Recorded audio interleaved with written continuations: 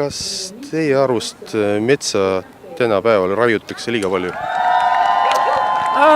No vast võib öelda küll, ma ise elan maal. Olen maal elanud juba üsna kaua ja ma näen visuaalselt seda, kuidas mets väheneb. Sellest on tuline kahju, et see koht, kus ma kunagi elasin, oli täis metsa ja nüüd seda enam ei ole. Et selles mõttes see vahe on nagu nähtav. Kas puid peaks minema rohelise energia sildi all lihtsalt katlasse kütteks? No ütleme, ma ei ole selle teemaga nii hästi kursis, aga selge on see, et on erinevaid kütmismaterjale ja puu on neist üks.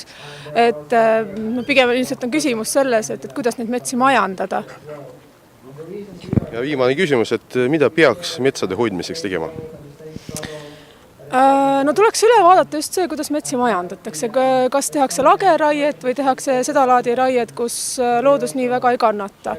Et ma arvan, et praegu ka on küsimus just selles teemas, et mis pidi neid puid raiutakse ja kui loodussäästlikult seda asja tegelikult korraldatakse. Et ilmselgelt ei ole see praegu selline korraldus loodusele kasuks ei tule ja pikas perspektiivis ka meile mitte. Nii et selline kaugele vaatamine võiks olla selline igapäevane praktika, et on lihtsalt imestamisväärne, et seda varem niimoodi tehtud ei ole, aga ilmselt see on selline varakapitalistlik haigus veel.